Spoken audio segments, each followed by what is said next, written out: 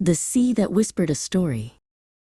There was a girl named Lyra who loved the sea more than dry land, not for the sandcastles or the ice creams, but for the quiet, constant sound of the waves.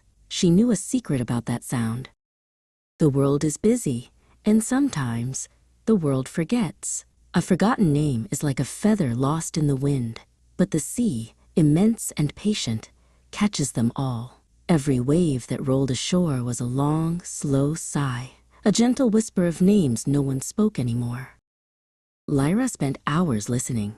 She heard Anya and Finn, and sometimes Old Man Thomas's, names that sounded like rustling leaves or the quiet snap of a campfire. But one afternoon, a wave bigger than the rest curled onto the shore, and in its breaking spray, she heard a name that was sharp and new to her ears. Miro, the wave breathed. The name was light, like a shell held up to the sunlight, yet it carried the weight of 100 years. Lyra stood up, her small voice almost lost to the wind. "See, who is Miro? What story does Miro belong to?" The sea did not answer with words, of course. It just sent a messenger. A wave rolled back, leaving behind a piece of smooth, dark wood, heavy and salt-soaked, carved with faint, swirling lines. It felt old, older than the oldest things Lyra knew. Lyra carried the wood inland, away from the roaring water, until she reached the small workshop of Old Man Kian. Kian never forgot anything the sea had given up. He sat carving small, strong things from salvaged timber, his hands like wrinkled bark.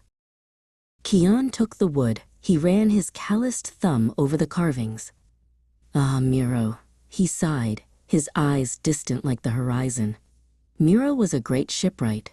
He made the fastest, finest boat this town ever saw. She sank in the big storm 60 years ago, and with her, the memory of her maker faded too. Lyra returned to the water's edge that evening. The sun was dipping low, painting the sky with quiet colors. She held her hands to the sea, not asking a question this time, but giving a gift. "Miro," she whispered, "you built the finest boat." The sea rippled. It didn't speak the name Miro again. It didn't need to.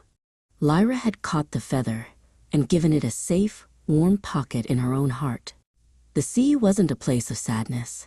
It was a holder of hope, patiently waiting for someone to remember, just for a moment, and make a fading story whole again.